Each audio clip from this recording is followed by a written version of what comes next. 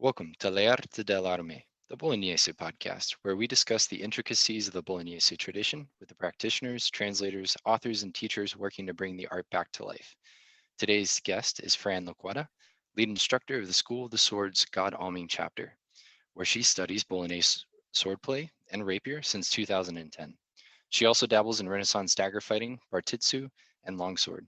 Fran has taught and competed all across the globe, as well as organizing and hosting a variety of events in the UK, most notably By the Sword, which is an annual women's event that's been running since 2017.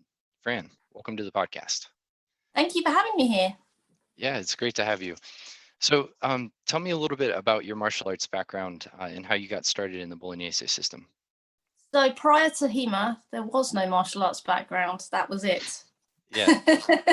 I've said before that I was the kid at school that always had a note to get out of physical ed, PE.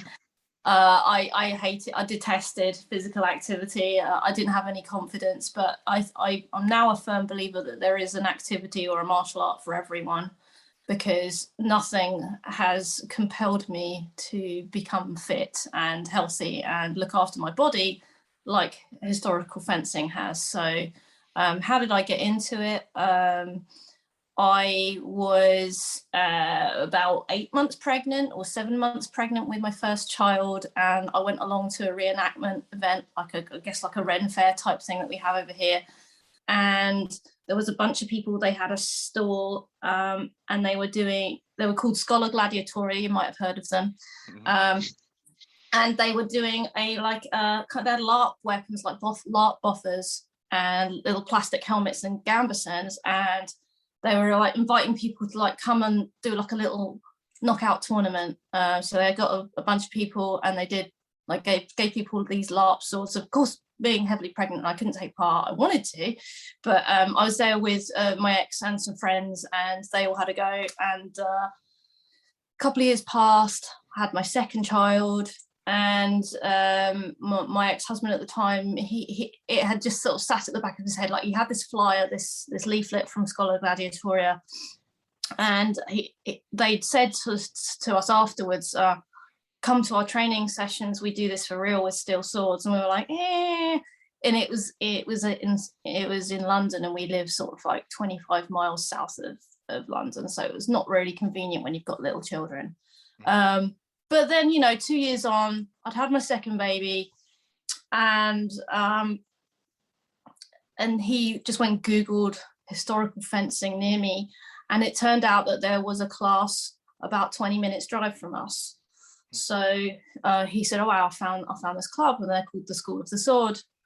And I said, "Well, I'll take you there. I'll get my parents to look after the kids for an evening, and I'll drive you there. I'll hold your coat, and I'll stand at the side and watch you do your little class." And they there were the club, the School of the Sword was founded by Caroline Stewart, and she greeted us, and she was trying to sort of cajole me into joining in, and I was like, "Oh, no." And he took the class, he loved it. We went back home, and my mum and dad were like, "Well, how was it?" And I said, "Well, it was great. He did this, he did that." And they're like, "Did you do it?" And I said, "No, of course not." And they're like, "Well, you should. You've just been locked inside with babies for the last 2 years. You need a hobby." And I was like, "Yeah, maybe you're right." And like the part of me that was kind of going, "Yeah, it was really cool." Yep. My parents picked up on that, and the other part of me was going, "Nah, I can't do that." And then of course I went along, I got hooked, and 11 years later I've had the school passed on to me, and I run it. So that's just fantastic. Got a little, lots of stuff happened along the way, but I'm now the most senior member of the school in the UK. Ollie, who's now in Ireland, is like the longest sort of running member of the School of the Sword. But I'm the longest sort of practicing still in the school person. And it's been a wild ride, and I don't think I'm going to quit anytime soon. Well, that's good. So how did you get started with the Bolognese system? Is that something that they were already doing, or when did you guys start doing that? Yeah, that's like their introductory course. So Nice. when you join School of the Sword, and this is something that I do as well. So as a lead instructor, I'm mostly working with beginners. I'm giving people like their first taste of historical fencing. That's my job. So, and when people join the school, we start people out with side sword and buckler from the get-go. So you're using two weapons, a weapon and an offhand shield.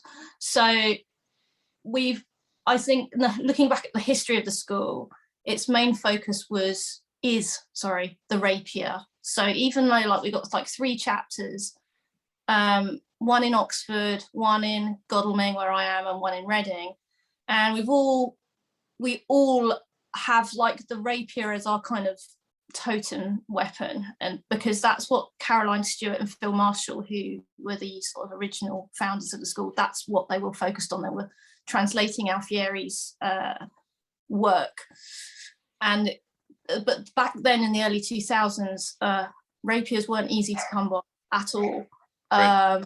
And I mean they're still not, like, No. you can't just you can't, they're not, well, they're easier now than they were, but they're not the kind of thing that you can easily equip a bunch of people with from the get-go.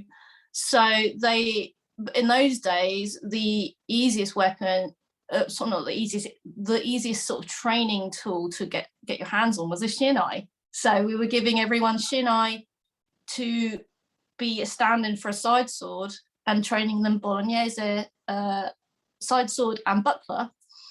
Their reasoning being that I think they started out doing single side sword, then they reasoned that it would be better to get people used to using 2 hands and then going down to 1, single rapier being like the most challenging, in their opinion, like the most challenging thing to study, so that you're already used to using 2 hands, so you can go from side sword and buckler, then you can go up to side sword and dagger, then you can go from dagger and rapier, and then you take the dagger away and then you're on to single rapier. So that's the kind of progression that they had in mind, and we pretty much stick to that now. It's just that the training the training equipment has improved vastly since those days, so now you can get really nice synthetic weapons for Bolognese fencing, and it is easier now to get hold of steel side swords as well. I remember getting the first steel side sword, I was like, wow, didn't know you could get that. That was really amazing. So yeah, that's how I got into Bolognese. And to be honest, like I said, that, you know, with rapier being the focal thing of the group, Bolognese fencing was my comfort blanket for a long time. I didn't want to give it up. I was like, can't I just stick with this? I really like it. It's like, no, you gotta grow up and learn the rapier one day, kind of thing. So I really, it is my first love. It's my side sword and buckler is my happy place. It's where I feel is my comfort zone, to be honest. Yeah, that's awesome. I mean, and that makes sense, right? I mean, that's actually pretty much the pedagogical approach of the Bolognese system, is you teach sword and buckler, and then you progress into, you know, all the different variations of weapon sets or sort of additional, you know, offhand weapons and different implements. So that's really cool. It's a cool that you guys structure it that way. So here's the burning question: between Marazzo or Manciolino, where do you guys usually start with sword and buckler? Like, who's your favorite sword and buckler? Mine personally, I like Manciolino. Yeah. All of our like beginner stuff is based on his teachings. Nice. And the Tom Leone book is basically our handbook for folks in the first year. I'm like, just get your hands on a copy of it. And we do, you know, all the cuts, all the guards according to his teaching. It's a fantastic book. I mean, like, the second half of the book is the translation, but the first half is context and go through all the weapons of the period and stuff. So you get it's a really good, gives you loads of really cool background before you actually look at the actual fighting itself. But yeah, all of the guards and the cuts, we go according to Mancellino, because I like his approach. But we do use Marozzo as well. So with the beginner folks who come to us for their first kind of grading, if you like, we ask them to perform a segment of Marozzo's first play for Sword and Buckler. So for their first 6 weeks and onwards, so we have like a 6 week, or it's like a 2-month taster course, and then it's like, well, if you still like it, you want to stick with us, keep learning this.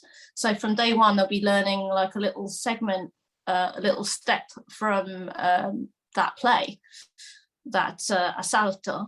And it's just it gives people a really nice feeling of satisfaction. As what I call, when people say, what is this, why are we doing this, I say, well, it's kind of like a kata.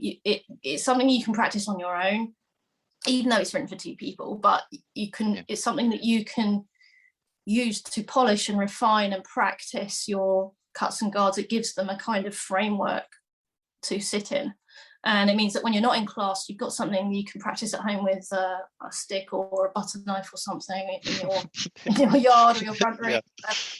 I know I did. So it's mostly a Mancellino, but we do tend to use both.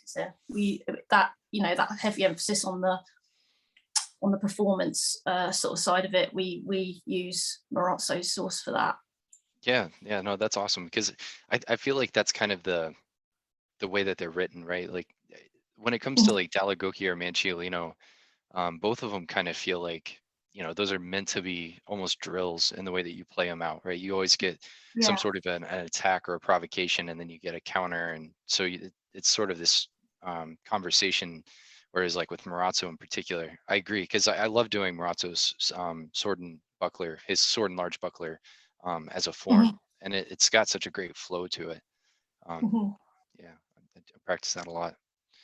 It's a good one. Yeah, the way I look at it, I think like Mancellino's kind of preparing you for certain attacks, like you say, attacks and provocations, whereas Marozzo's kind of like, here's some programs you can run. Like people often say they get that freeze, like, I don't know what to do. I'm in sparring, whatever. In drilling, fine, you know what you've got to do, but when it comes to sparring, it's like my mind goes blank.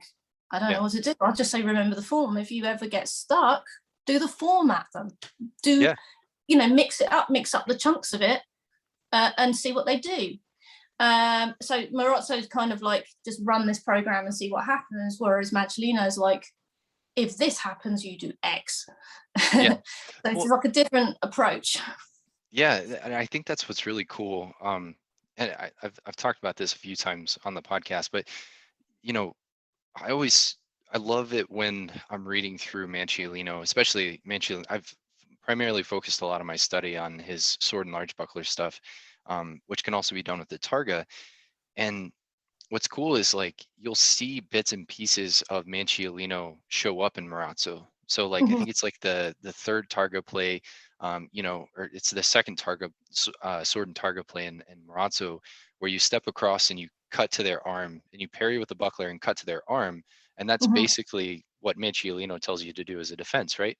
But the thing about Marozzo is, like you said, you kind of get to that point and you're like, all right, I've tried to cut to their arm, and let's say they void or do something like that. Now you're like, what do I do? And Marozzo actually gives you the answer, because then he's like, oh, just do a false edge and then cut a reverso back across their face, and you're like, oh, okay, that's the progression of the play. That makes perfect sense, So it's kind of like, looking at the two side by side, you get this continuation and this beautiful progression that you can kind of follow. And they work really well together. And I love those two as a source together, because they do communicate with each other. It is good to triangulate sources, I think, to give you some different approaches and understandings to how to translate this written word into a physical movement. It can be very frustrating at times, but then getting like another angle on it, like goes, oh, maybe that's why that's in there, and maybe that's why it's done that way. definitely. So when you guys make that progression, Mhm. you said you kind of work from sword and buckler to perhaps like moving on to sword and dagger, and then eventually progress into a rapier. Is Alfieri your primary source when it comes to rapier, or do you guys look at who do you guys kind of So primarily focus Alfieri on? was the book. Yeah, Alfieri was the book that my predecessors were working on, and we published that La Scherma. Got it here. Yeah.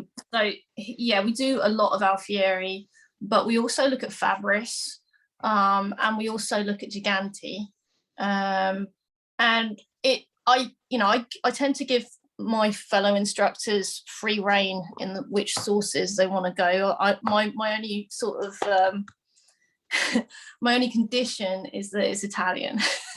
Nice. Yeah. It's like I was saying to a couple of folks who came along the other day, like they're saying, what do you study? Do you do everything? And I'm like, well, history is long and the world is big, so we have to narrow it down to Yep. something. So we started out doing like 16th, 17th century Italy, and now we do 15th, 16th, 17th century Italy, because our Oxford branch do like Fiore and stuff and Bardi and things. And then we got 15th, 16th, 17th, and 18th century, because we're looking at 18th century sabre now from Yep. Italy, because people want to do sabre. So we're trying to sort of like keep it on the on that peninsula and within those sort of 4 centuries. But yeah, so the progression, we tend to, like when I started out, it was mostly Alfieri and Fabris, and then we, as a school, we published Giganti's second book, of course, and that got us all back into sort of like looking at Giganti's work. So Giganti is another one that we look at. But like, to be honest, like I say, as long as it's Italian and it's in the time period, we'll do it. One of my colleagues, Mark, he likes to do Agrippa, because it's something that no one else has looked at. Yeah. Bless him. So he's looking at he likes to do Agrippa because there's this lot of single side sword in there as well, which is something that we don't do an awful lot. We haven't done an awful lot. So he's like, well, let's look at it. Let's try it out. So Lynette is one of the other teachers where I'm based. She's a complete Fabris fangirl like me, like just Fabris all the way. I really like Fabris because I just, it's just so weird and different. It's you don't have to sort of, it's got these like very extreme and odd postures that if you try and go into them, it's like you can't maintain that for any length of time. But it's something to it's something to aspire towards, and just having that like extreme sort of movement does kind of line up your body mechanics in the end correctly. So I tend to sort of vary between in my posture. I tend to vary between sort of like Alfieri, Giganti, Fabris. If I'm feeling particularly when I'm just doing free play, that is. If I'm feeling particularly adventurous, I'll do Fabris. But if I want to rest, if I'm feeling a bit tired, I'll go Alfieri or maybe even Capoferro if I just want to sort of relax a bit more. I was saying to someone I was teaching on Saturday, he's like, when you do that, it looks really intimidating. I was like, oh no, I'm just resting. Hey, you gotta love that, right? Yeah. He said, you've got this particular thing where you pull your arm in and you lean like that, and it's like, oh my god, what's she thinking? What's she gonna do? It's like, no, my arm aches. I'm just gonna pull it into my rest, my elbow on my hip like this. He's like, you look like you're ready to sort of spring at me and do something. Like, no, it's just rest it on your arm like that. But yeah, so yeah, Fabris, Giganti, Alfieri are the sort of ones that we kind of tend to progress onto. That's cool. So because you guys really almost follow this not only like pedagogical approach to the Bolognese system, but also a historical like time frame development. Mm-hmm. How do you see, studying the later sources, the Rapier sources and stuff like that, the progression of like the Bolognese system progressing into Rapier and that sort of transition? Like, have you seen that? Do you see that, especially with your students, as you teach them like cuts and the various parries of the Bolognese system and all the guards, right? You go from I think Morazzo says that he has 26 guards, and you go Mm, for 26 down to 4, and yeah, like yeah. how do they take that, and like what is that like, kind of teaching that progression, and how do your students respond to that? Well, there are some people. No, I think most people are intrigued by Rapier and they want to get into it. Yeah. But there are some people who like, no, I'll stick with side sword, thank you. Because when I started out, we would have like around 12 folks in a class at a time, and we would all be doing side sword for 6 months, and then we're going to do rapier for 6 months, or we're going to do single rapier for 6 months. Now we're going to do sword and dagger for 6 months. So everyone would do everything together. But when I took over,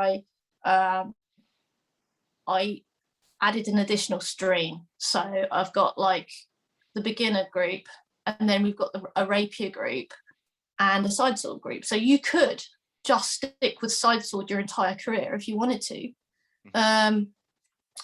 But most folks are quite happy to switch between the two. From a personal perspective, the leap, like I say, the transition from Bolognese to Rapier, I was a bit daunted by it. Rapier seemed very advanced. Probably for the fact that my school were like, right, we'll give you this little baby side sword, and now you're going to be a big girl and use a rapier kind of thing. I kind of like, it kind of felt like, rapier was the advanced weapon.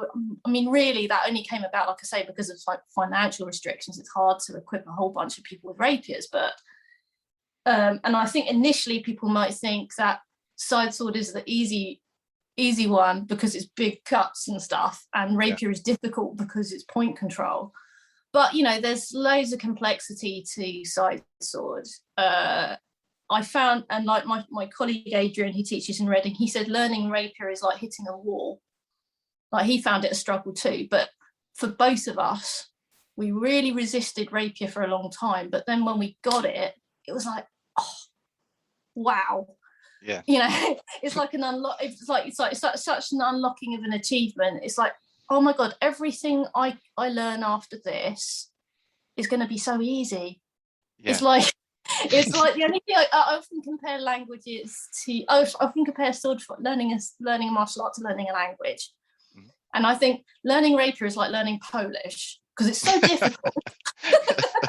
It's so difficult that every other language you learn after that is going to be a piece of cake. Yeah, it's just a breeze. Yeah. Yeah. So, you like you say, you go down from 26 guards down to 4, and it's like, yeah, but that's like saying, because Neil Gaiman says, writing is as easy as putting one word after another. Right. It's sorry with all the metaphors here, but it's cool. It's weird. I found it very odd. My sort of experience of transitioning from side swords to rapier is that it felt like a paradigm shift. It felt like going from 2D to 3D. It's a completely different approach. And something else that it makes me think of is like when you take little kids, I don't know if they still use this pedagogical approach when they're teaching little kids how to do handwriting.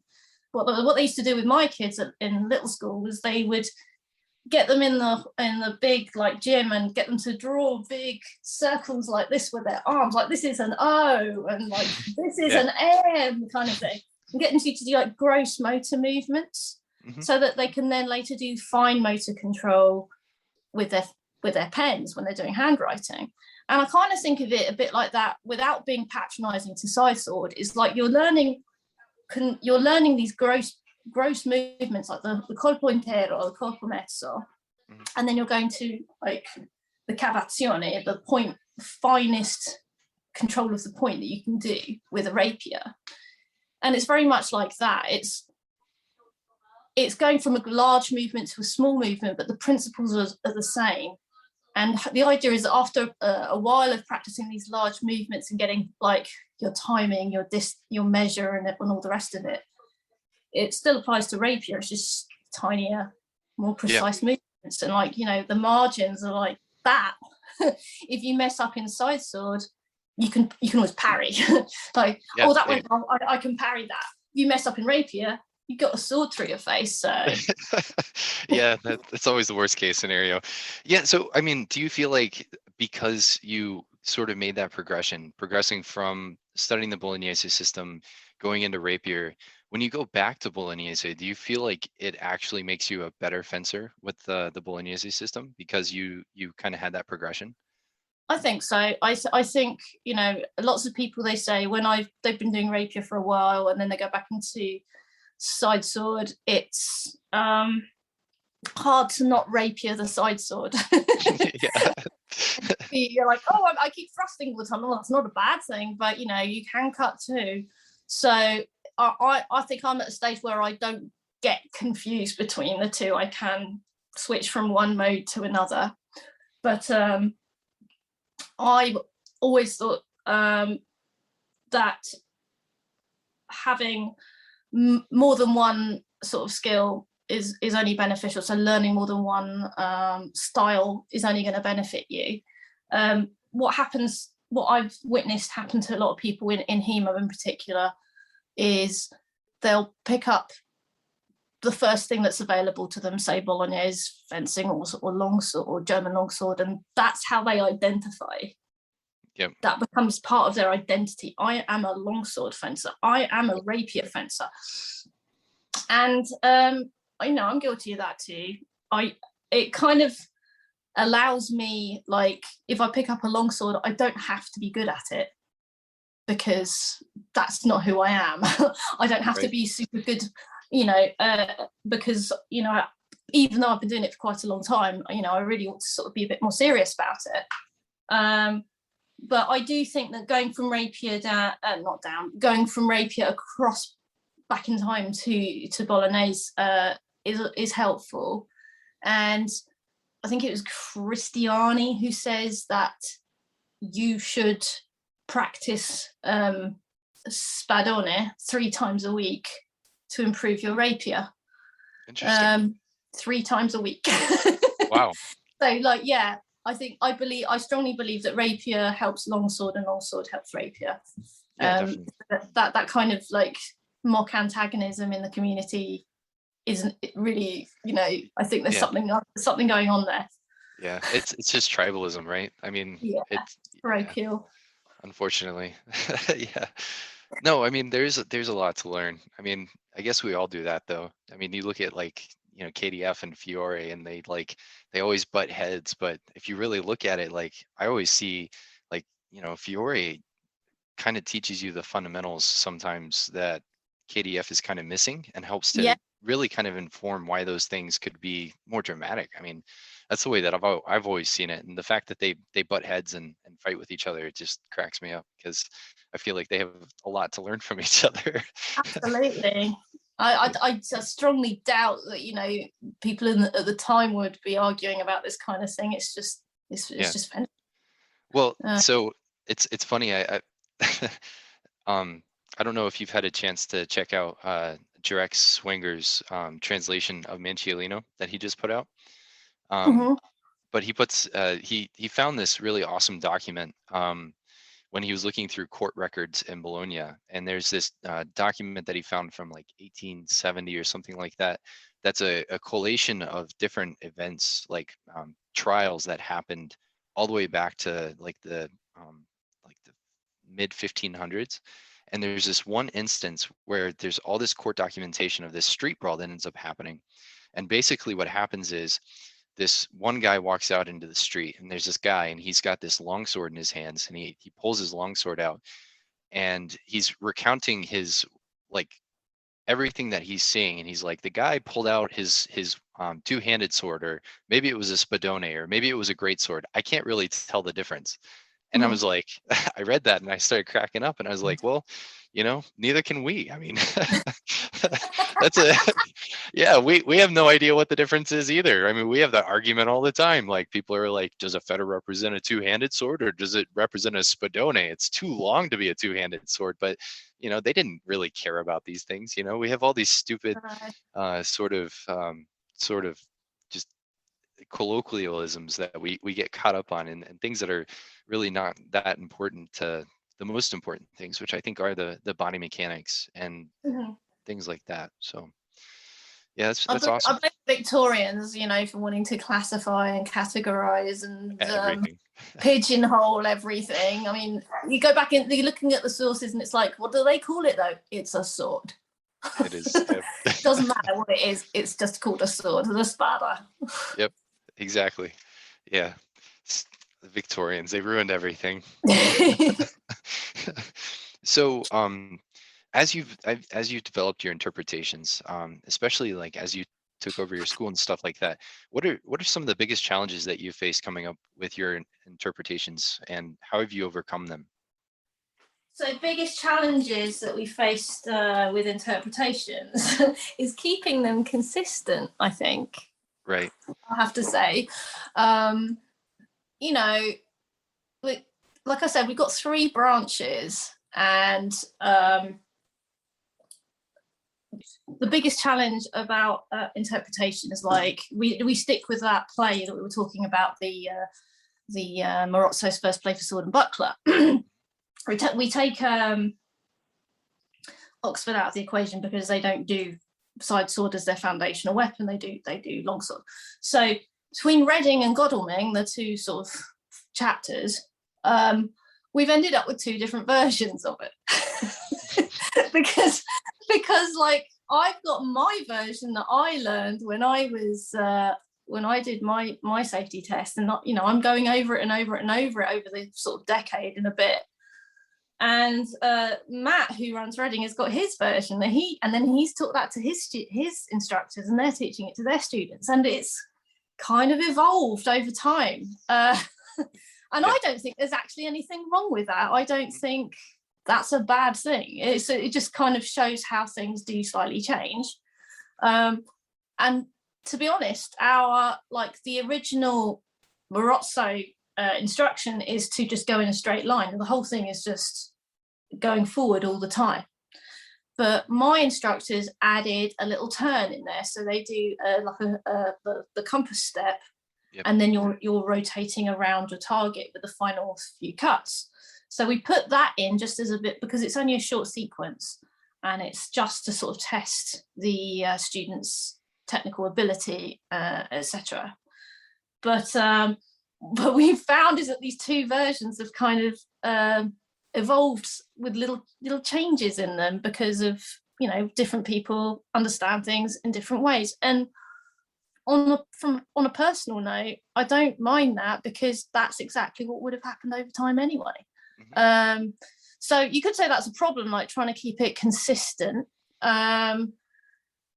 between the sort of 2 chapters. And we laugh and joke about this, but we do periodically have training days where we all get together as instructors and sort of go over our curricula and talk about this kind of stuff. So that's one way that we can sort of keep it consistent across chapters.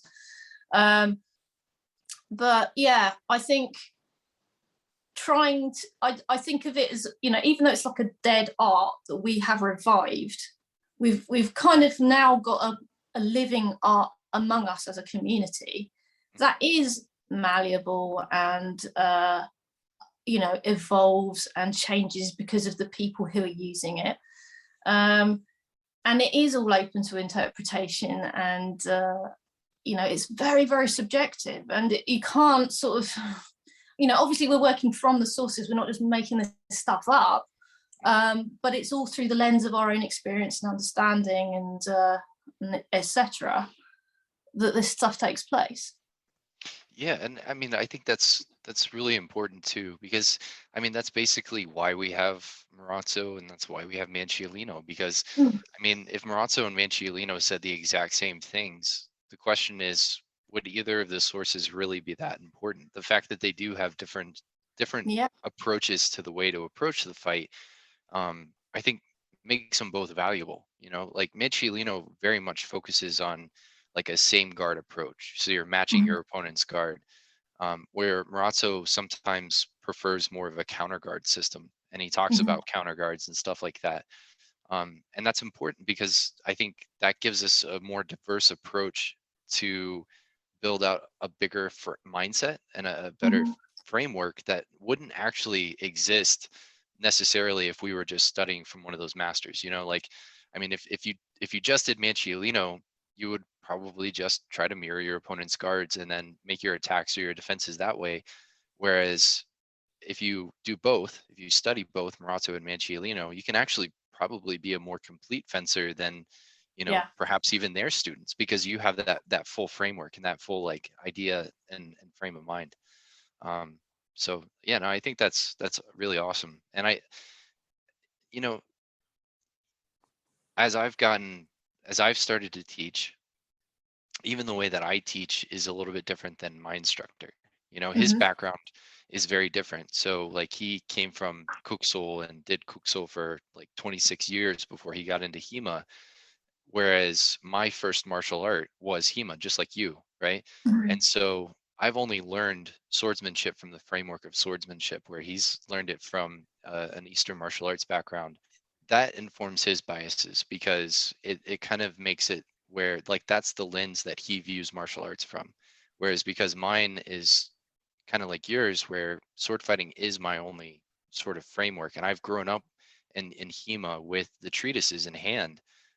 That's like my primary focus. So I have less frog DNA because Yeah. even though I have it secondhand from him, I still have a more refined approach because I have years of experience from people who had been working on these interpretations and working from the text and developing like textual approaches to the interpretations rather than just kind of like, well, this is how we would do it with, I don't know, like some other weapon in some other tradition. And so let's just kind of do it this way and then see if it works. And then, they kind of like parse that down over time. I think it's good. It's kind of like a process of sanctification, Yeah. where you're just like slowly, like, through the generations, even like, your students moving on and stuff like that, they'll kind of get rid of perhaps some of the other aspects of vices that you might have pulled in from somewhere else, and then sort of refine those even further. And maybe eventually we'll actually get to something that's a lot closer to what the historical perspective on things. I don't know. Yeah, I think the more eyes you have on something, the better, to be honest. Which Yeah, is for why sure. I always try and encourage people when they're coming in to learn HEMA is don't just sit there and let me spoon feed you the class. Go off and check out Wiktor now. Go and buy a book. See what ignites your interest. Not everyone is turned on by the books, but for some people, it's just like occasionally like most of the time it's just the instructor has studied the play and then they turned it into drills and then you the student are doing it. You go home, you sleep, you come back next week and you learn the next bit. But it's nice when people take the task of working at the cold face of HEMA onto themselves a bit and just put in that effort where we're all kind of working to understand it. So sometimes we have lessons where we will just give people a passage and Nice. go, right, what do you think of this? Let's workshop. What's he trying to say? You work it out. Yeah, yeah, that's Let's awesome. put all the evidence together and let's see what we all come up with. Let's put our heads together and just as a sort of A, as a fun exercise and something slightly different, but B, so we can genuinely do some actual HEMAing, like primary source type stuff rather than secondary source, learning it from someone who's put the time in to study it before you. There's absolutely nothing wrong with that. There's people who have long and successful careers in HEMA without ever having laid their eyes on a book. But the stuff that they're learning comes from people who have. So there's no I'm not trying to shame anyone here, but it's great if people do sort of take that interest in the text and just see what they can get out of them. And it's not easy. It's not easy to turn the written word into movements, which is why so much, and like you say, there's so many gaps, so much like, what are they saying here? Why don't they mention the footwork here? Which hand is this? Which is when all that frog DNAing comes in. Whereas people who've already got a kind of physical vocabulary from other martial arts can go, I know what this is. and maybe they're right. maybe they're onto something, or maybe, there is something entirely different there. But, the more eyes we have on this stuff, the more perspectives we get, the more of the clearer picture I think we start to see over time. Yeah, that's awesome. So how do you view the strategic and tactical approach of the Bolognese system? How do you mean? So what is your view of how to approach the fight from like a Bolognese perspective? Like if you were to kind of explain, like, these are the things that I'm watching, like when I'm fighting an opponent, these are the guards that I like to assume, like, Okay. these are the attacks that I like to do in these specific areas. Like, how would you explain that? Oh, you want to give away all my secrets? Okay. That's right. Yeah. Oh, great. That's really why I have this podcast. I'm actually just basically just doing tactical research on all of my future opponents. Okay, so like I said, that chap who said what you doing there, I'm actually just resting. That kind of stuff. So I'll come in, and I'll tend to go into something like Guardia Alta, just because it's intimidating. And I'm not a very particularly tall person, so it's a bit like, a cat or a small dog tries to make themselves look bigger by puffing themselves up. That's my kind of like, here's an implement about to come down on your head, doesn't matter how tall you are, I can hit you with it, kind of thing. So that I just fully go in with something like that. Also, like, coming in with an initial strike to their buckler is something I like to do, just to mess with people. Yep. So I will come in and I will smack their buckler as hard as I can, and then I guess I'll see what that does to them. Yeah. Sometimes it's just enough to rattle them and put them off their game, and sometimes I'll just be like, yeah, whatever, Fran. But just if it's someone I've never fenced before, and if I've been all sort of like jocular with them beforehand, like, yeah, let's fight kind of thing, then I'll come in and I'll go smack on their buckler, and they're like, what the hell? And they're like, right, I've got them now. So get them on the back foot psychologically with something like that. But then then you've got like the sort of what they call the reconnaissance sort of phase of the fight, haven't you? So it's like, what do they do when I do that strike to the buckler? Does that make them want to hit me? And then I can just deal with whatever they throw at me. Does that make them want to retreat? Does that make, are they intimidated by that? Did it work? Or are they completely unfazed? Or do they just think this is fun, this is great, whatever? So I do tend to fall along the sort of four humours approach to sort of Renaissance sports psychology. I'm a big fan of that, as something that Alfieri talks about. So like in that sort of phase of like feeling someone out, going in with a big move to see what they do, or taking just like, a couple of big paces into the ring, what do they do with that? But other times I might want to fake being intimidated. Sometimes I might genuinely be intimidated, if I'm feeling a bit off my game and the other person's massive or particularly strong or fast or whatever. I will just then go maybe into something like guardia di testa and keep my point forward, and just wait to see what they do, and then sort of be a happy camper and camp out and wait to see. But I know that's not a very fun way to fight, but if you're not feeling particularly on it, that's my sort of self-advice is, just be defensive like that. But yeah, so that's what I tend to do. I tend to occupy what I would call the the sanguine approach, a sanguine fencer. So I just like fighting and it's fun. I'm not particularly bothered about whether we get hit or not. We're here to have fun, and we're here for a good time, not a long time, kind of thing. Other people treat free play or competition as will not get hit. They're just like smoke. You cannot hit them. And I have a lot of respect for those kind of phlegmatic people who are just like very good at avoiding anything that comes away. They're very, very patient. But my approach tends to be rush in, see what they do, and then go from there, or stand off a bit, camp out in a safeguard, and then strike them with, usually one of my favorites is a falso manca to the face. So just one of those, anything that they can't see. Yep.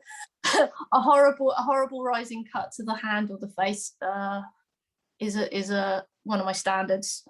And that lines up really well too with Manciolino, right? I mean, that's kind of, I think he says that in his introduction. He talks about basically giving your opponent the same cut like 2 or 3 times, so that way they respond in a certain way, and then that they're going to give that response.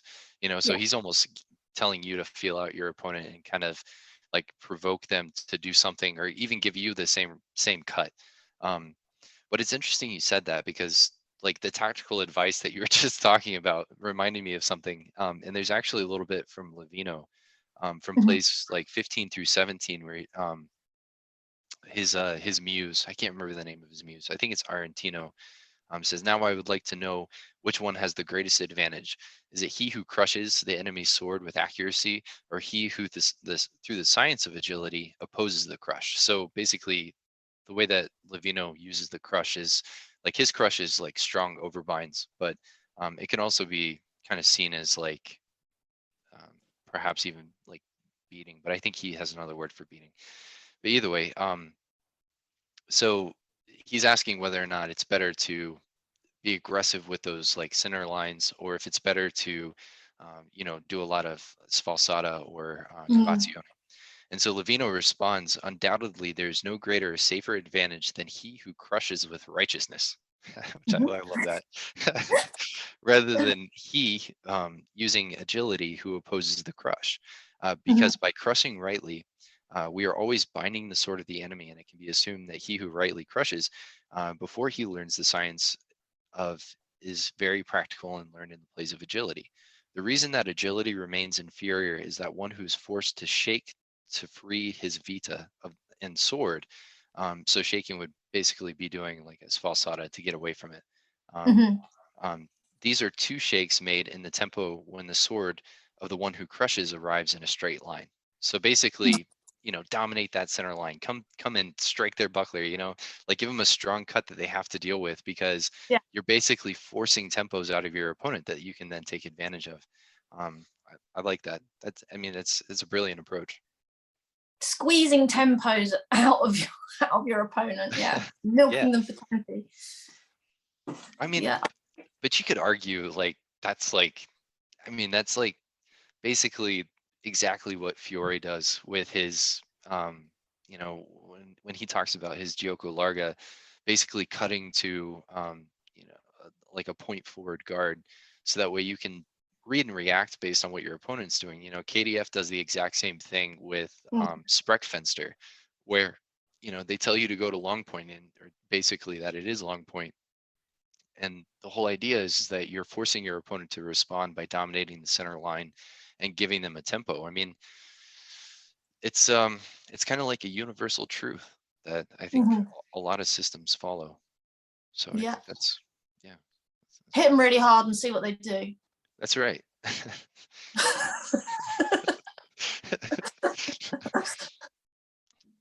I mean, when you put it that way. I think my old instructor said that Fabris can be summarized as if he moves, hit it. If he doesn't move. Yeah, that's brilliant. Yeah, I mean, it's like, I don't know. Sometimes like I kind of get the feeling it's like Marazzo when he's writing, it's obvious that the ability to increase the amount of written word is so new to him that he just kind of throws a bunch of stuff out there and repeats himself a lot of times. But I can almost imagine him thinking like that he's this like elegant writer, and he's really just a terrible writer. And then you have somebody like Manciolino that just like throws so much like humanistic stuff in there, and it's like you're gonna be like Ajax and you're gonna go forward, and and then he goes into this whole long thing about like Ajax's speech and how it was actually kind of inferior to Odysseus, and like Odysseus was the better writer, and you're just like, really? Like, how does this at all relate to exactly what we're doing? Like, come on, man. It doesn't matter. I've got the floor now. I'm Yeah. going to say what I want to say. Yeah. But and he's like, I'm gonna be brief, and then he goes for like 10 paragraphs, and then finally actually gets into sword fighting. With But no punctuation. exactly. But and then you take some of these things and these concepts, and you can actually like condense them down into things that are like really simple words. Like hit them in the middle. If they move, Yeah. hit them. If they don't move, hit them. Yeah. It's just like, I guess we just like to overcomplicate things.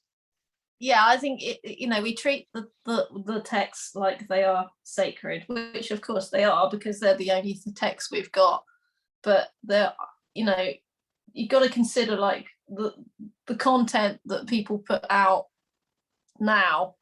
Most of it is just noise, and just because they had access to printing doesn't mean that everything they put out was golden. It's like you say, like if you've got the mic, you don't have to.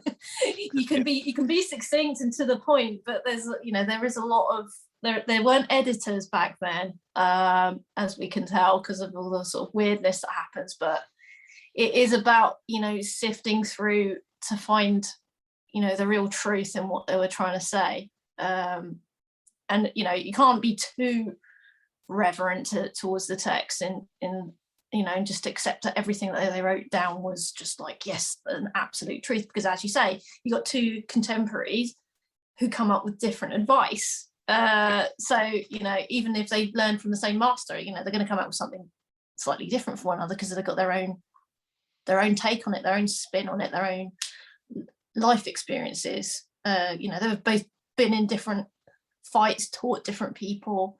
It's all going to be slightly different. Yeah. And it's weird too, because like, for some of these guys in particular, we just don't have a lot of information about like, we know that Marazzo had a fencing school, Mm-hmm. and we know that Manciolino was brought to, I believe, Sesa to teach in the court, and I guess that provides some level of authority to each of them. But it's like, so lately I've been working through Palladini, and he's got a pretty illustrious fencing career where he's traveling back and forth between Bologna and Rome. Mm-hmm. And I find it so fascinating that he's like implementing the Roman system into Bolognese, but then a lot of times he'll try to communicate an idea that doesn't really exist within like the Roman system. And Mm-hmm. so he'll tell you to do something like go into terza larga or guardia da faccia a few times, and I'm like, yeah, there you go. So it's like he couldn't explain an idea because it wasn't quite there. So it's like he went back to his roots of like communicating in Bolognese fencing, and I find that so fascinating. But it just kind of goes to show that like the concepts and the ideas as things progress don't always necessarily encompass like all the possibilities of things, and there's a little bit of survivor bias in terms of what authors that we really want to like hold on to, and it's hard to validate whether or not they really are the bee's knees, or if they're just some guy that's trying to charge people a bunch of money like Marazzo. Yeah, are they just the loudest voices? Yeah, we won't know, but like as time goes on, as we're discovering more works, as more people are applying their brain meats to translate and interpret this stuff, the clearer, the better our understanding becomes. Obviously we'll never get it like exactly right, but we can try and get it as close as we can, as a community. And I think that's a good thing. I keep seeing all these new sources being discovered and sort of brought out, like looking at the new Meyer, The fact that he incorporated the segno, the way that Northern Italians incorporate the segno. Like I think about that, I'm like, I'm really excited to see a translation of that, just because I want to see what Meyer's interpretation of the segno was. Yeah. Whether he had firsthand knowledge of Bolognese fencing or not, just the Mhm. idea that he incorporated it in there just to help display his footwork. He's so good at describing his footwork and everything like that, that maybe that can help us get a better perspective of what the segno was and why it was used, um, Mm. where we don't necessarily always get that. I mean, there's a little bit of that in Docciolini, the way that he uses it, but from Marazzo, he just tells you to have your students step around the symbol. And Palladini gives us some information on it, but it's like even he is sort of vague about what the symbol actually, like how you should use it. He just says basically like, hey, don't forget, you can't use the symbol when you're fighting in a real fight. So you need to teach your students measure. And I'm like, Yeah. well, thanks. That doesn't really help me, but I'm Yeah, hoping. it's not a case of secret knowledge, is it? It's just there's a lot of assumption going on there, isn't it? It's like you've done this in class, but when we didn't, these are just like class notes kind of thing. So Yeah, it's not kind of there's no need to go into any detail to describe because the senyo, because that's like describing how a bicycle works. We all know that. yeah, exactly. Yeah, it's tantalizing and frustrating and yeah. That's like hopefully like through all these like different perspectives we'll be able to piece it together over time. Yeah, because I mean, like especially with Meyer, he's going to be writing to a foreign audience who probably aren't familiar. So maybe he'll take Mm. more time to explain it. That's my hope, at least. I mean, Yeah. yeah, it's kind of like Vigiani. So I've been looking at Vigiani a lot recently because I'm on this like kick right now, where I'm really trying to understand like the sort of tactical mindset of how to use the guards, right? Mhm. So I've been reading a lot in Manciolino, and I've got a pretty good framework of how I want to approach this. Where, like, if you look at Manciolino, um, anytime Manciolino basically says that the low guards are only good for parrying, delivering thrusts, or doing a falso, right? Mhm. And Marazzo kind of echoes that in his sort of progression through the guards that happens in the middle of his second book. Um, so I've been trying to understand like this overall concept, and Manciolino lays it out really nicely because with his attacks in chapter one of his book, or in book one of his book, Mhm. Yeah. um, if you look at the sort of the lead up action, everything from a low guard always starts with either a thrust or like a falso to the hand, or I Yeah. mean just a falso, right? Yeah. Um, and that's true for all of the low guards, whereas the high guards all give cuts, so cuts or thrusts, or do sort of crazy things like mulinete, and and then he just starts getting really creative. Um, so thinking of it that way, if your opponent approaches you and measure and they're in a low guard, you understand that because of the fact that they'll have to take a tempo to raise their hand, um, that gives you the advantage. You know that they have these two things as like those are your two biggest threats. Whereas if they do raise their hand to give a cut, then you can give it like a contra tempo action or something like that. You've got plenty of time to read that and react Yeah. appropriately, right? Yeah. So that kind of led me to look at Vigiani, because like Vigiani is writing from a perspective where he came up in the Bolognese tradition, but he's writing to the Holy Roman Emperor. And so, because he's writing to Charles V, and then eventually his manuscript is given to Maximilian II, but he's writing for Charles V. And there's, I guess, based on what I understand reading from Wichtenauer, is that he was a sort of a court fencing instructor for the Holy Roman Empire, which means that he was a pretty prominent fencer, right? Like, I mean, that's a pretty awesome position to be in. You got to think that's like, for a fencing instructor, that's about as good as it gets, right? Yeah. But the brilliant thing about Vigiani is he takes all the guards, and we always joke that he's heretical because he takes all the guards and gives them these crazy names like Guardia Offensiva Perfecta, right? But if you think about what he's conveying is not necessarily the common name of the guards that would make sense to an Italian, he's explaining this to a German who's never seen something like this before. So instead of giving it a name that's based on, a traditional name, Yeah, he's giving it something that is actually explaining what the guard is and what it's good a at. lot more logical. Exactly. And so it's Yeah. it's actually really brilliant. And if you look at his system in that way, Very like a lot of German.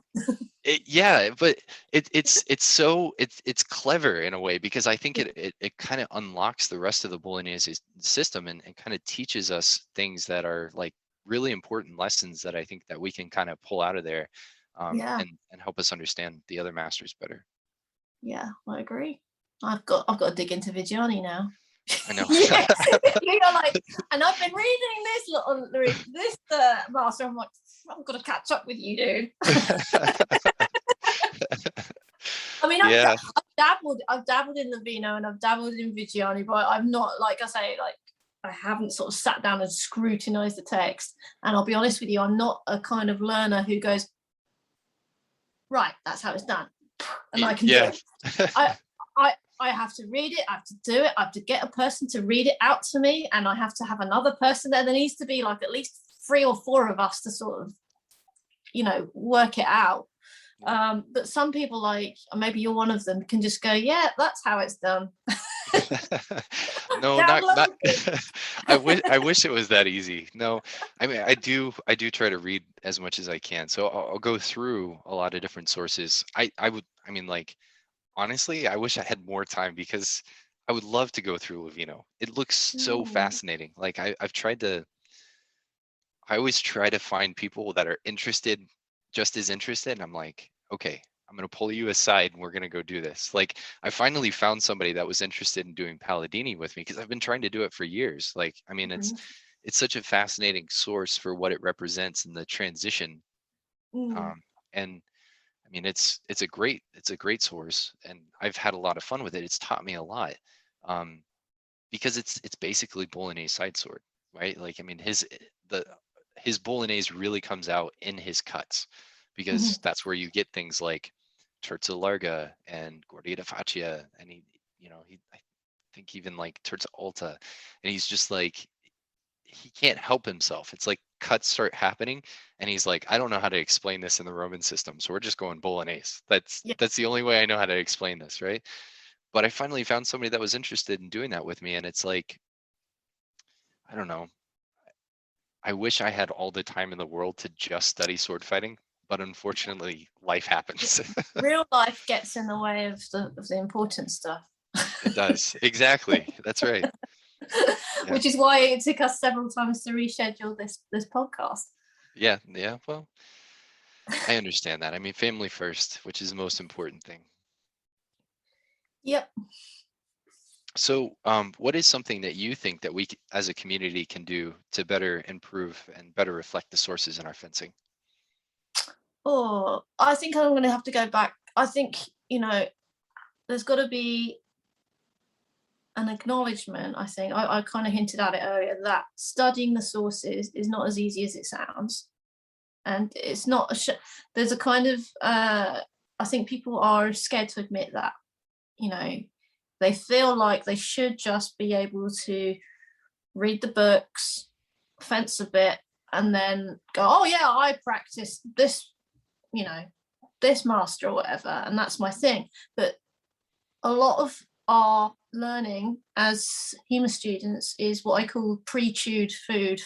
So our instructors will do all that hard work, and they will, through teaching you, they're also learning. Like, as an instructor, I'm also learning about the source, fencing itself, how I teach, how you learn. So the whole process is what sort of churns out, the end result, the practice of the written sources. But I think there needs to be an acknowledgement that studying the sources requires a lot of work, and I don't think it works well as a solo activity. Translation, yes, you can do that on your own. Transcription, no problem. But interpretation on your own, like you say, you're desperate to find someone else who wants to do Palladini with you, because you've only got your ideas, and it's like, I want to see if they work. I need someone else who's got the same perspective as me to kind of try this stuff out, you know. That's the real urge. So I think we need a bit more emphasis on the process of how to take the written word from the page and turn it into movements. So how do we go about doing that? We can do it in a fun way, like I said, I described in class. Let's workshop this passage together and see what happens. But you've got people in the community feeding back to translators and stuff, people writing these books saying, I did this and I think this, and you know, when they bring out another edition of the book, they'll take any of that feedback into consideration if they think it's valid. But yeah, I mean, it's a community-wide effort to revive these arts, and I think a ton of people are a little bit ashamed to admit that studying the books is hard, and don't know where to start. So I think maybe we can sort of collectively put some effort into giving advice maybe to folks about how they can get into the sources and ways to approach them, ways to practice and build communities where we're all kind of working together with a common goal, like you are looking for another person to do Palladini with, for example. So, you know, my approach to that is, if I want to write a lesson based on a particular master, I will find a section that I like, that I want to learn. There's always something I want to learn. I'm not trying to do something to please other people. I've got to be a little bit selfish, and like my instructor said, always teach stuff that you want to do, because then you'll be passionate about it. Yep. So definitely. I will find I'll find something that I particularly want to do. Like my thing this year is poleaxe. And I really wanted to learn how to do Cinque Dea, but there's no source sort of specifically about Cinque Dea, so I just do knife. So dagger, Cinque Dea is a dagger, and that's what my thing will be. But I will find the passage, and I will break it down into a layered kind of drill, and I'll do it that way. And along the way, there'll be loads of questions from people, myself included, about how does this work? Do you take a step here? Is it with this hand? Am I going first, or does this person go first? You know, all these kind of questions are what's leading us to the truth. So that's my approach to, you know, bringing the sources to life in what I practice, is like to take a passage, make it into an exercise for a bunch of people to do, and see what happens. And then the next time I teach a different bunch of people, or even the same bunch of people, like I used my class of guinea pigs several times before I actually did the workshop at an event. I had fun with it. Yeah. So it's, you know, I'll pass it through that filter several times before I present it to a bunch of people at a paid event. So that's the way I'll handle it. Yeah, and I think you kind of touched on something too that I also think is important. And I think there's a little bit of, I know this has been a common conversation lately with people basically talking about gatekeeping in the HEMA community. Mm-hmm. But I think there also needs to be an understanding from a broader audience that it's okay to be wrong. Yeah. You know, and it's okay for other people to have different ideas than what you have, you know, like I think a lot of times people will see something that's different than what they do, and they're instantly just like, no, you're wrong because I do it this way, you know? Yeah. And it's like, no, that's not true. I mean, like if it works for that person, and it kind of goes back to what we talked about earlier, right? And how you had like two different interpretations for Marazzo's first play. It's like, are either of them wrong? No. Yeah. They're both correct. I mean, it's your truth, and it's like, and it's okay to kind of think about something one way and just like let it be your thing. Go out, try to validate it. And, if it doesn't work, go back and work on it again. But just because, somebody on the internet starts screaming at you and telling you that, no, it should be this way, then, just it's like that toxicity and that noise prevents people from really actually getting into the sources and helping Yeah, us get to a better place, because we do need more voices, like you said. So I think that that's really important. yeah. I mean, it's like you can't just be like my kung fu's better than yours kind of thing. You can't say no one has the ultimate truth. No one has the final word on any of this, which is what's great. And you like you say, being brave enough to put a foot wrong and say, actually, the way we've been doing this for the last 10 years, I'm going to change it slightly. It's like my instructors came along to class after like sort of 6 years later, after taking retirement. They just turned up at my class and like a surprise visit. I was like, oh my god, sensei is here, kind of thing. And it was lovely.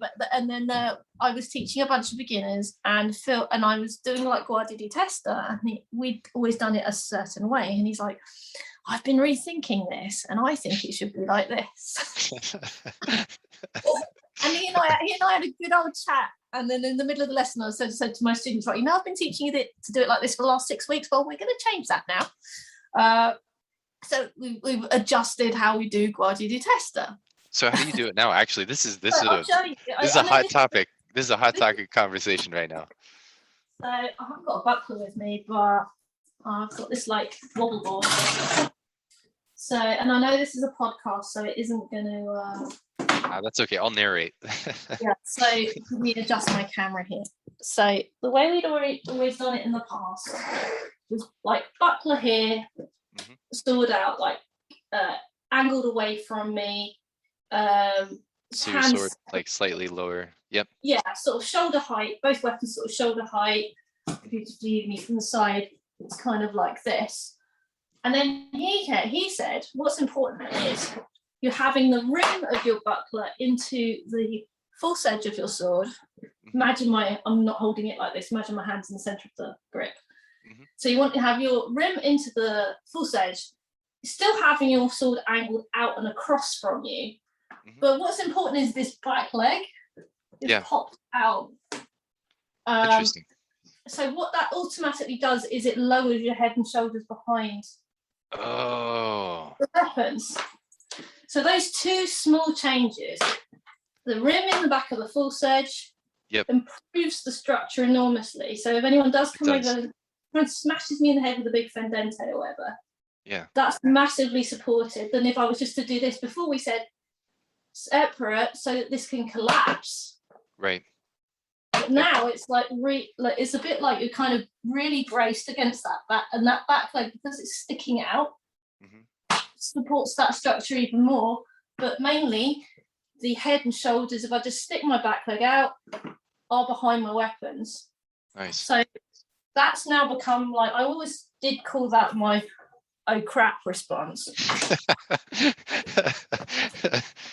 But I find that since he gave me that amendment, I find that if it's not going very well, or if someone's suddenly coming at me with a big cut, that immediately is easy to do. It's just like, oops. Yep. It's just like a stick your hands out, stick your leg out. I'm saying, but that's an example. That's an example of how we as a school and sort of as martial artists, we shouldn't be afraid to change our interpretations over time. It's just like in science, you when you have new information, you update your understanding. You don't like go, no, this is the way it's always been. It's okay, I've got more information. I can change the way I think and approach this stuff now. Yeah, there's a reason why we think the world is round and not flat.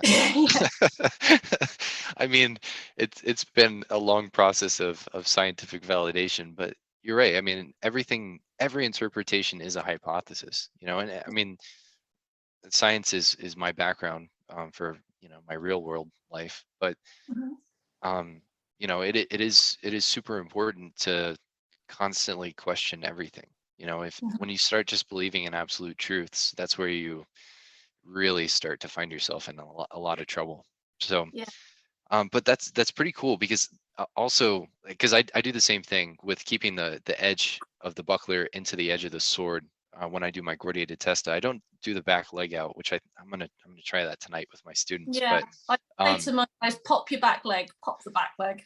yeah, I'm gonna check that out. But one of the things that I find about keeping the false edge of the sword into the edge of the buckler too is it actually kind of allows you to get a buckler press easier Mm, because like their sword will kind of get trapped in your sword and it allows you to get your hand underneath and then you can press with your hand your buckler into their hand and then that'll free up your sword for a cut. Um, yeah. so Gives way more control. Yeah. The buckler is a bit more active rather than just waiting to receive a hit. It's something it can do. yeah, yeah, that's really cool. So, yeah, I mean, so you were saying that they came and they just kind of brought this new interpretation of Gordia to test it to you guys, Yes, and took it up completely as well. Yeah. yeah, that's great. Um, well, Sorry, another benefit to that guard, I have to say, well, if you were into tactics and things, yeah, well, I'll just take my sponge sword here. So the other benefit to having that guard in a tester like that is if you can imagine that you've just sort of taken that backward step with the back foot. Because someone's coming at you with a big, sorry, this is my true edge in pink and my full third in green. okay, Oh no, it's the other way, green for true and pink for false. So someone's come at you with a big overhead cut and you go into Guardia di Testa like that, it allows you, if they're coming at you, to just do a cut to the leg, hmm to the front leg. So you can just from here do that. If you want, sorry, you were about to say something and I interrupted. no, no, no, no. I mean, what you just displayed is pretty much like everything that Manciolino tells you, right? I mean, Yeah. from from his defense from Gordia to Testa, it's always just like, hey, just snap a cut to their leg. So Yeah. yeah, it's perfect. Awesome. So you do a lot of stuff with events and stuff like that. Tell me a little bit about some of the events that you're involved with and what the goals of those events are. So I was talking to the goals of the events have sort of changed over time. Like when I started out in HEMA, I was kind of taken aback by how few women there were at events, because obviously, in my club, my school, there were not a huge amount of women, but there, I think that was kind of really put into relief when you go to an event, a HEMA event, where there's lots of people in a room and you see, oh my God, there are a lot of men here. Yeah. Where are all the women at? Kind of thing. And I was just like, well, where are they? Why aren't they here? And I think that is even further emphasized when it's a competitive event. You don't get that many women showing up. At least that was the case back then. It's still not 50-50 now. And I kind of had an idea at the back of my mind back then, I'd like to do an event just for women. And I sat on that idea for 7 years. And then in 2017, I started, I did an event for about, I think it was about 30 of us, called By the Sword. And it was initially just for women. And it was just women instructors and just women attendees. And I just wanted to sort of do it as an experiment just to see what would happen, because it'll be fun to just like have just women together, because that's something that never ever happens. And we had a great time. And over time it's become women and non-binary folks, because I'm becoming more, more I'm learning about people through HEMA. I'm learning an awful lot about people through HEMA. I know it's crazy, right? It's like a I was great learning filter. about like autistic folks and stuff.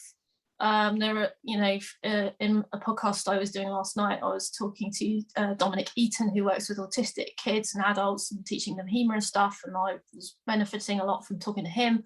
So from that, I have things like, when I run a HEMA event, I always make sure that there's food, because fencers get hungry. And there's water, and I will always make sure that there are around 10 people that someone can go to if they've got a problem.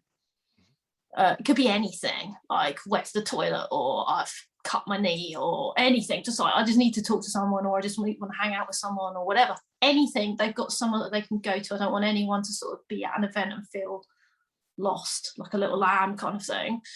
Because we all go along. Well, lots of people go to HEMA events with their pals or whatever, but not always the case. Yeah. Some people, like, especially if it's, say, for example, like you don't get to go to HEMA events very much, or you're the only person in your club who's going, or you're, like in the case of By the Sword, majority of the attendees are complete beginners, and they don't know anyone, and you end up with people coming on the first day not knowing anyone, leaving on Friday having made loads of really good friends. But along the way, you need to know that there are people that you can go to and feel like you're safe, secure, there's someone there to sort of, who's got your back, kind of thing. Yeah, that's brilliant. So that's become a really important thing. And having places to go and decompress as well. Because you're on if you think of like a competition type event, or even a workshopy event, social batteries get drained. Oh yeah. As much as buzzy and exciting as it is to hang around with your HEMA pals and chat about HEMA and talk about interpretations and have all the in jokes and everything, it can get a bit much, and sometimes people do just need to go off and decompress and not have someone going, "What's wrong with you?" kind of thing. Just like, no, I just want to be on my own. Leave me. Like, just somewhere to go and just be on your own for a bit is very important. Something that I've learned over time. So, as an organizer, my list of things that people need at events is always growing. I mean, I've organized something like 30 events in my time. Not all, like, I've done everything from workshop-y type things to women-only events to just competition-based events. There's the Albion Cup, there's Wessex League. I was like one of the founders for that. So I don't just specialize in one kind of event. I do all of them. I think they all have their place, because you do find that some people go to one and not the other. But yeah, the things that I want to sort of provide at events is things that make people want to keep going to them. So I mean, look, as an introvert, you literally hit like all of my major things. It's like, sometimes I do need a place to go and decompress, because it does drain my social batteries. Like, it's the hardest thing, I mean, it's like, after everybody wants to party after a day of fencing, and I'm like, I think I'm gonna go sit in the corner. I need a little bit of time to myself so I can reset. Yeah, I'm an extrovert, so I've had to learn all this. And I found that most people in HEMA are introverts, and it's only HEMA that gets them off their butts and mingling with people. So, and that's the time when they usually are happy to do that, but it's even so, it still takes a lot out of them. So I think learning how people function, what people need, is sort of what I've, I think being an event organizer has probably taught me more about people than anything else. Yeah, that's incredible. I mean, the fact that you take that approach, I think, is really amazing. And I thank you for sharing that perspective, because I think that a lot of people could really benefit from thinking that way. And I think it's awesome that you do, because a lot of people are just like, hey, as long as we have fighting, people will come. I don't know where, especially, I mean, the United States is so vast that we have so many different regions and areas where, like, people are going to be traveling from a long ways, and sometimes you do get people who are coming from, like, maybe one or two people from a club, but because it is so difficult to travel, and so to have that perspective, I really wish more people would kind of focus on those things. I think that's really Mm, great. my job, I see it is I just want to take away the obstacles that are stopping people from wanting to do the thing that they love. Mm, So, like, you know, when it comes down to it, we just want to play with swords. yeah, But there's things that come with that that put people off, you know, whether it's the drinking culture, the party hard culture, yeah, problematic behavior, you know, just being stuck in a room with people for 3 days on end. yeah, Um, yeah, you know, that in itself is a big thing. So having little buffers or things that will help minimize any sort of negatives. I think, you know, I have often been guilty of yeah, let's go out and party hard after the thing. You know, it's all about the drinking afterwards, and like, yeah, let's do a bit of fighting first, but then you know, I'm with my friends, I want to have a great time, but you know, not everyone wants to go out and get completely wasted in the evening. Like, you know, people just want to go and have a quiet chat in the corner about something else, or just be on their own or whatever, like go and eat cornflakes in their hotel room, I don't know. But yeah, I think this making people feel comfortable and having options, whatever their kind of approach or their background or their perspective, I think is important, because then you're opening up fencing to as many people as possible and not shaming them for like not wanting to participate in every single aspect of it. yeah, yeah. Man, that's fantastic. Yeah, because I mean everybody is unique, you know, and the fact that you're willing to take that perspective, that's awesome. So, you also have a podcast, By the Sword podcast, right? Yeah. All right. So tell me about By the Sword podcast and where can people find it? By the Sword is on most platforms, so it's on Spotify, it's on iTunes podcast, I think it's what, Apple Podcasts, Google Podcasts. If you just search for By the Sword, you'll find it. This is 3 separate words, By the Sword. So the podcast came about because of course, COVID. So I was due to have my annual event, By the Sword, in 2020, in March, and that was when it hit.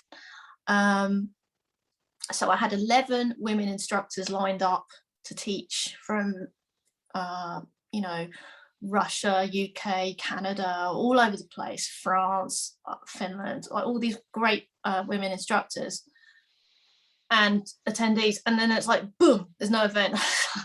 It got put off. And I was like, but I really want to do something. And then you know, it's when everyone was it was lockdown 1 and we were all stuck in our houses, and everyone came out with a podcast, and I know. I didn't. Me too. I didn't initially. I never planned to come out with a podcast, so I got an Instagram account for By the Sword, and I said to my instructors, well, we're not going to be able to do the event for a while, but how do you all feel about an interview? So like get to know the instructors kind of thing. So they were all like, yeah, down for that. So one by one, I interviewed each of them on Instagram live, which means that you have to be watching the whole stream to get the interview rather than sort of listening to it at your leisure. And folks were saying, I like these interviews that you're doing. Well, I did those 11 interviews and then I ran out and I was like, well, I can interview the folks who taught at my last event and the year before that. So I ended up, I was doing 2 interviews a week. I was doing 2 interviews a week, you know. As I said, I'm an extrovert. I need people. Yeah.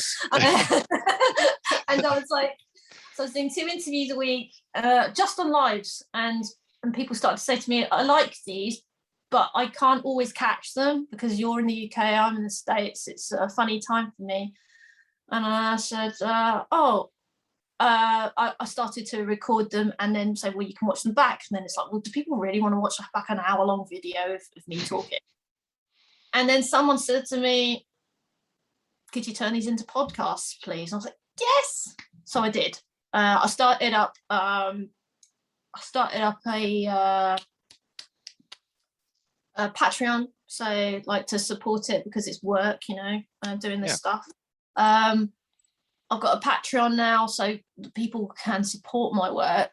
I'm now only doing one a week, but I ended up with like a backlog of 80 interviews recorded. Wow. So I was when I launched the podcast, I was releasing one a day from my backlog. So it was every day was a new podcast, and then eventually it caught up. So now they're coming out once a week. I started like season 1 was just women instructors because I've got a real bee in my bonnet. I've got a bit of a reputation for this, for sort of trying to sort of show the world that there are more women instructors out there than people think, because a lot of events when they're billed, all the instructors, just about all of them, are men. And I made a promise to myself that as an event organizer, that I'm never going to organize an event again that isn't at least 50-50 representation on the bill. So I will either do events where half the instructors are women or all of the instructors are women. And I've done events where, like I say, all the attendees are female or non-binary, or I'll do it where just the instructors are women and anyone can go, which those ones I don't kind of sell them as a kind of women instructors. They're just like Swords of Summer, Swords of Spring, and Swords of Winter are the ones I've done in the past. And they've been very successful, and they've got a very different vibe, I've found, to events where the instructors are all men. It seems to draw a greater gender parity. You tend to get more like 50-50 representation in the attendees, and it's a lot more chilled. People have more fun. People have more kind of what I call a playful attitude. They're not like mucking about, they are just having fun, being with people, and relaxing and doing the thing that they enjoy. It's a lot less kind of tense. There's a bit less like, big serious martial artist kind of, it's a playful thing. I think martial arts is a playful thing. But yeah, so going back to the podcast, so the first season was just women instructors, and I think I've made my point now. I interviewed like something like 90 women instructors. That's incredible. Yeah. Even now people are like, you forgot about this person. I'm like, yeah, I'm around her, don't worry. So yeah, first one was like women and femme presenting instructors, and then second season was makers and merchants, so all the people who make our HEMA gear. Well, as many as I could get my hands on. And anyway, so like people like Marco Danelli, Natasha from Purple Heart, who's been around forever. It was really interesting talking to her about, how HEMA scene has changed over time, what people want now compared to then and stuff, and what's possible and what the future holds and things. And then my third season, which is just finished, is I called it Arms Dealers. So it's all antiques, weapons collectors. And this was really interesting because like us as HEMA practitioners, we know loads about how to use this stuff, but we don't know anything about the weapons themselves. Well, some people do, but that's not what all of us are into. So like finding people who like know loads, like have the actual real object and can tell you everything about it, is really, really interesting. And now the current season is just open. So like I've just asked people to just say, write to me if you want to be on the show, and I'll fit you into the schedule. And I'm all booked up until next year now with interviews. Yeah, that's awesome. But okay, in between the sort of weekly scheduled podcasts, I occasionally do other ones that I where I've just been chatting to friends like online, and they've gone, this would make a really cool podcast. And we'll do one that isn't a live stream, that we'll record off air. And I've done a couple with some friends about swords and mental health. So talking about,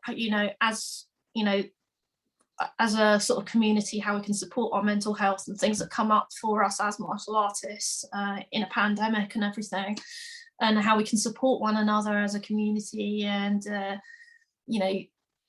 think there's things in a podcast that you can say out loud. This is something that I've discovered. It's like you can say stuff in a podcast without fear of terrible consequences, because it's a discussion. Yeah, exactly. Like, if you did that in a Facebook post, there would be, all hell would break loose. It would be an absolute, poop storm. Yeah. But if you say them out loud in a podcast with other people, you can go through this stuff, and people respond genuinely. They respond with authentic kind of like, I was listening to that thing you were talking about, and that absolutely rings true for me. I want to talk to you about such and such. Yeah. So that's kind of like, just through doing things like that, it's sparked all kinds of like further discussion. And another kind of podcast I do is with a couple of friends of mine who are both historians. Nice. And Yasin Siriadis and Elizabeth Champion. And we talked about the new Maya text, well, the new Maya, new old rediscovered Maya. Yeah. And we did it like from a historian's perspective, like, what do you think of this? And why did it go missing, and why is it back, and how do we approach this and stuff. And then we looked at chivalry, so getting their take on chivalry, what chivalry is, why it was important, and how it applies today, things like that. So yeah, the podcast has really taken on a life of its own, I think it's fair to say. Yeah, that's fantastic. I mean, I'm gonna have to go back and listen and get into your back catalog a little bit. I know that I had talked to Eleonora just after you had, so that was actually the first that I had heard about it, but I've definitely listened to it. But, cool. Yeah, that's awesome. So you said you're on Patreon. How can people find your Patreon to support you? It's patreon.com/swordwomen. Swordwomen. Okay. Yeah, and you can pay as little as $1 a month, or someone I know it's recently paid like $10 a year or something like that. So there's cool. Lots of options, and you get lots of benefits as well. So like you get one-to-one time with me. Like I can help you. Like people sometimes want to talk to me about setting up a HEMA club, because that's something that I've done. Running events, just your training in general, things like that. That's all kind of stuff that I can offer. Awesome. Well, cool. Well, Fran, thank you so much for coming on and talking to us about the Bolognese system. I really appreciate it, and your perspective has been very enlightening. You've given me so many good ideas, so I can't thank you enough for that. But yeah, thanks for coming on. Thank you for inviting me. I had a great time. And that concludes another episode of L'Arte Dell Armi, the Bolognese podcast. Thanks again to Fran for coming on and having an awesome chat. I just had gained so much perspective from that conversation. Can't thank her enough for being my guest on this episode. Just wanted to give everybody a heads up that next week's episode is going to be with Devin Borman, the man that probably needs no introduction at this point. We're going to talk about what it means to sort of take your fencing from being a pretty good fencer to being a really great fencer. We're also going to talk about the upcoming Bolognese event that he's going to be hosting up in Vancouver, Canada, and also just really good stuff. So really looking forward to getting his perspective, and looking forward to that episode. So stay tuned for that, my friends, and stay saucy.